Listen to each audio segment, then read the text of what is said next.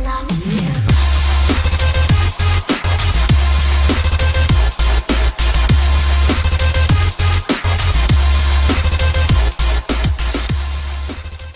Hello and welcome to Spa. This is round 11 of Season 2 of F1 2013 Career Mode. And yes, there has been an extended break since the last episode, so I apologise for that. But the break is definitely worth the wait. So without further ado, let's get into this episode and see which team we'll be driving for the rest of the season.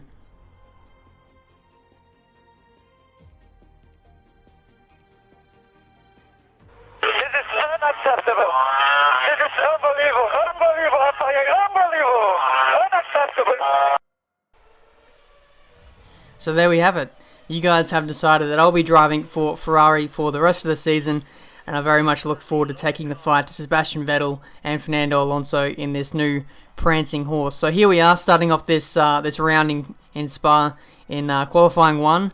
Managed to skip through practice. I think we did a little bit of R&D, mainly pertaining to tyre wear, which is surprising because the Ferrari is actually quite good on its tyres. But back to this qualifying session, I set one lap in qualifying on the prime tyres, and I felt that lap was good enough to get me through to Q2, since most of the teams that go out in Q1 are pretty much the backmarker teams, and any just decent banker lap should get you through to Q2, to be honest. So there we go in 12th place. It was a pretty scruffy lap, but it's about where I expected to be in 12th place. So we'll move on to qualifying 2, and I'll probably stick with the prime tyres again because I want to save as many tyres as possible for the rest of the weekend. So tyre strategies, as always on this game, is very important. So make sure you minimise the amount of sets you use in qualifying, as that can just give you that extra bit of strategy advantage in the race. So here we are on our third flying lap in qualifying, and we managed to get into 5th place. So I've done about 7 laps on this set of prime tyres already, so I'll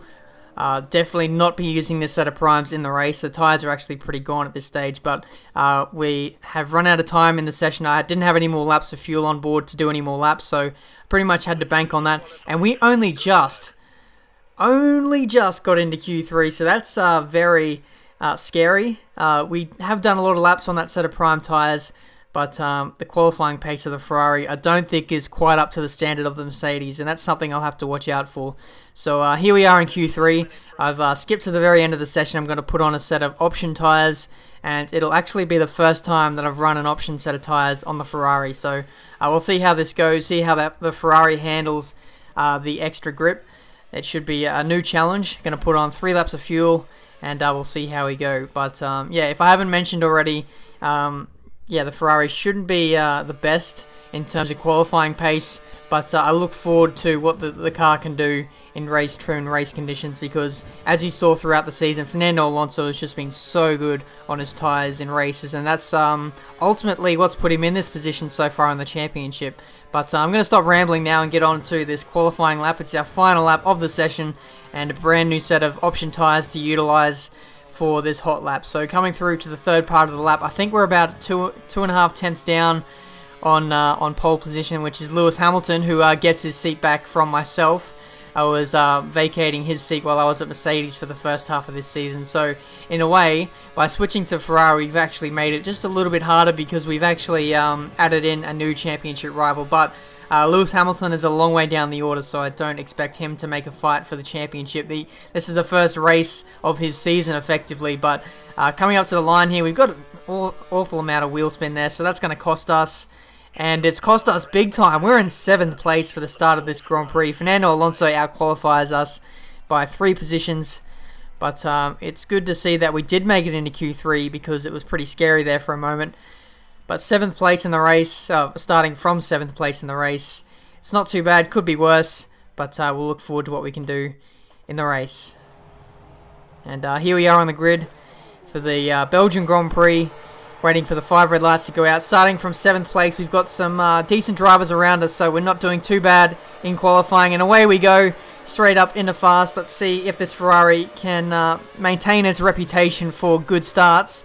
And we've gone around the outside of Mark Webber, touched our teammate there briefly. Hopefully we don't give him a tyre puncture or something like that, as that would be pretty disastrous. But we've settled into this race in position 6, And a few cars going side by side through El Rouge. They're going to back off a bit. I'm going to go around the outside of Mark Webber there, and we get the spot there nicely. But we've got a whole bar of curves to use on our teammate Fernando Alonso. Look at the slipstream.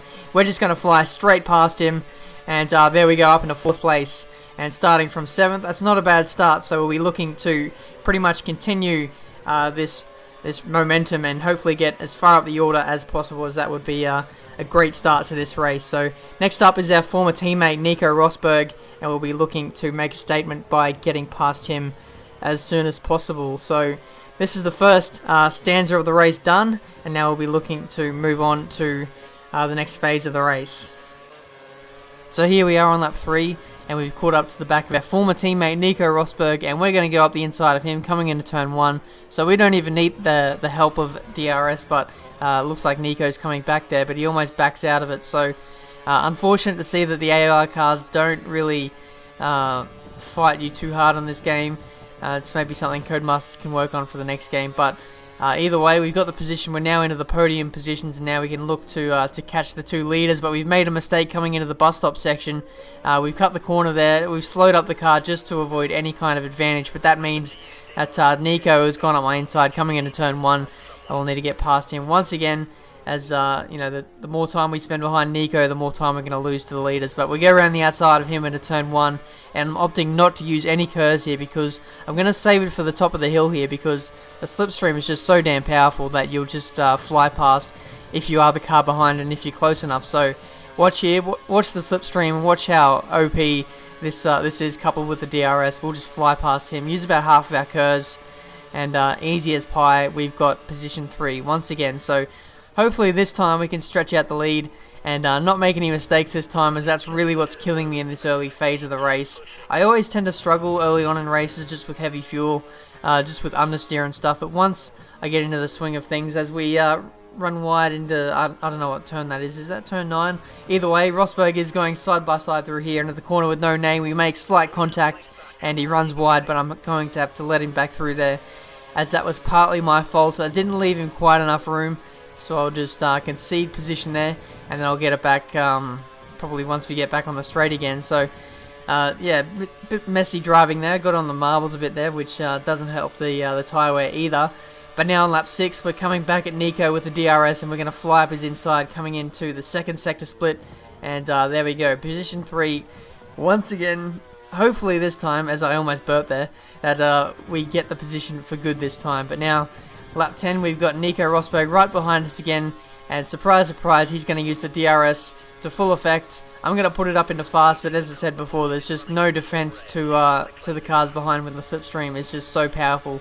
But we're going to try and go up the inside, a bit ambitious. Nico leaves us just enough room, and he's compromised his exit through the second part of this section here, and we're going to go around the outside of him, but we've just not got enough traction to get through there.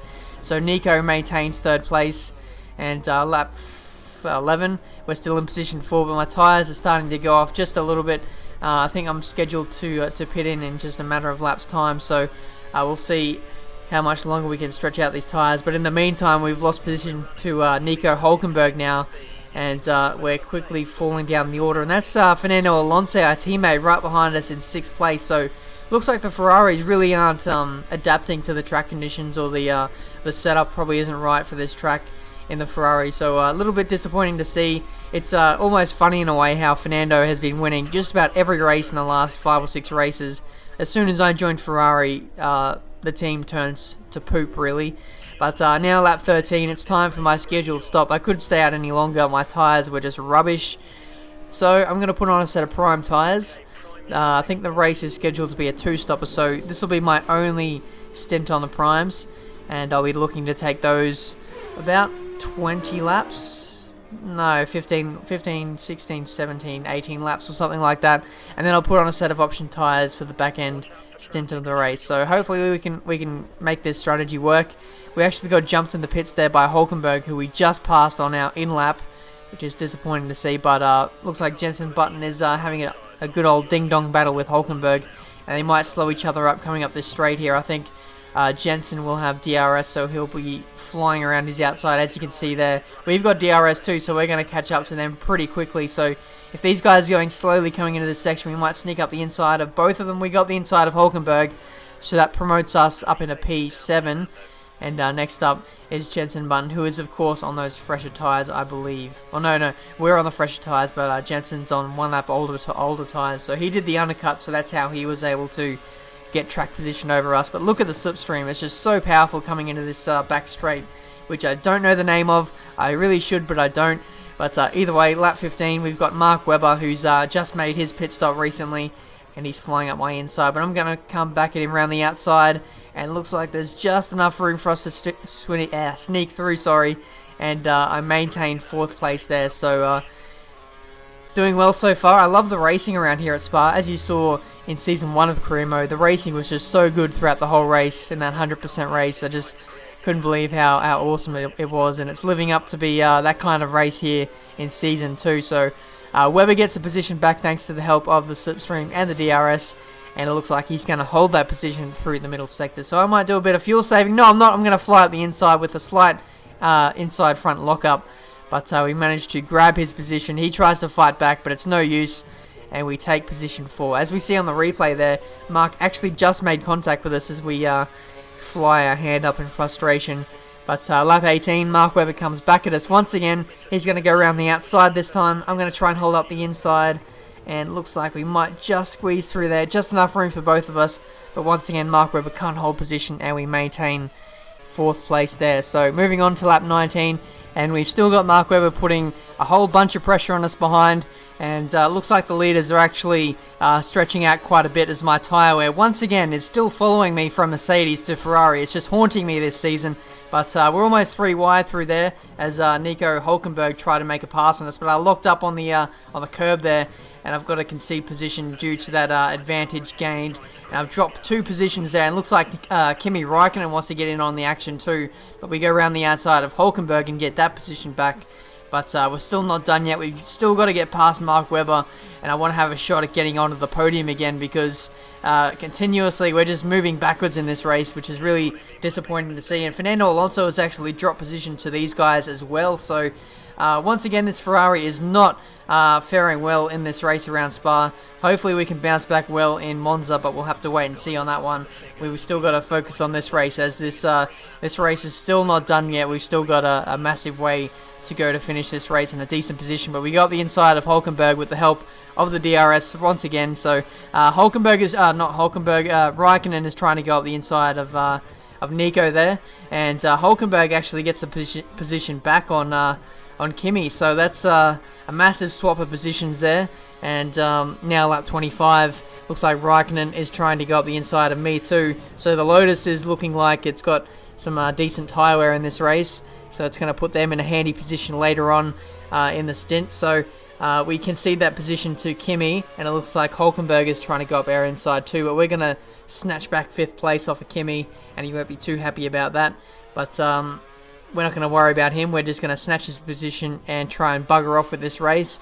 We're still in the middle part of our stint, and cutting to lap 30, I think we'll be coming in at any tick of the clock. So this phase of the race, I'm doing fairly well. The rest of the AI cars actually ran the options through this stint, so interesting to see the split strategies now, and that means that now at this back end of this race, I'm going to have the softer tyre, the faster tyre, so I should be pretty much faster than the rest of the field, as they have to run the prime tyres, which is actually pretty terrible around this track. The tyre wear isn't much better than the options, and the tyre compound is obviously much harder, so there's not enough grip, or not as much grip, sorry.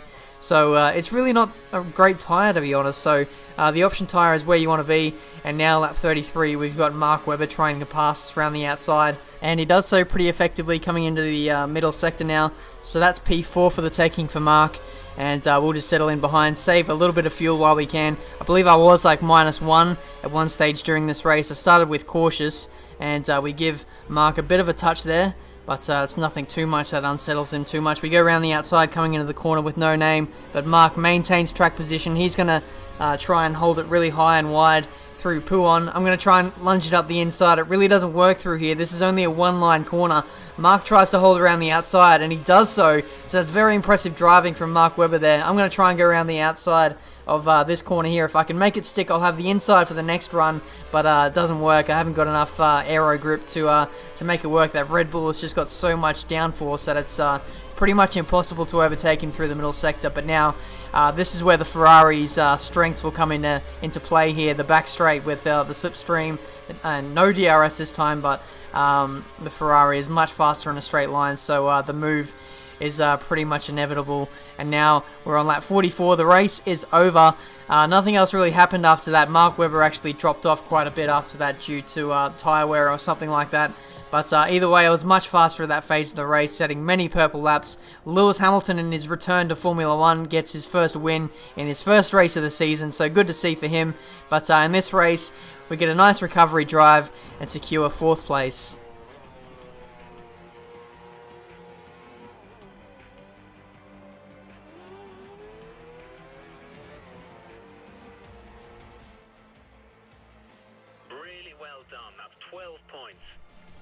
Well, that was an interesting race. Our very first for Ferrari, and I'm actually surprised at how bad it was in terms of tyre wear. It actually isn't any better than Mercedes at all, so very weird race. Fernando Alonso, who's been winning the last couple of races, finishes down the order in the very race that I joined Ferrari. So the team has turned to chips as soon as I joined them, and in the driver's standings, we're all maintaining position. But the thing to come out of this race is Lewis Hamilton. He's come back to Formula 1 in winning style, so it's actually good to see that he actually took points off of Vettel, prevented him from gaining the maximum amount of points, so that helped us a bit in the standings. But actually in the constructors, that's going to hurt us to Mercedes because they got a massive points haul and they actually gained some points over us. So it's going to be a good old ding-dong battle between Ferrari, Red Bull and Mercedes in the constructors. But in the driver's standings, it's going to be a good old fight to the end of the championship as well. So I look forward to that. But that's been the Belgian Grand Prix. Until the next race in Italy, the home of Ferrari and all the Italian fans, the Tifosi. I look forward to the battle over there. But until that race, I'll see you guys next time.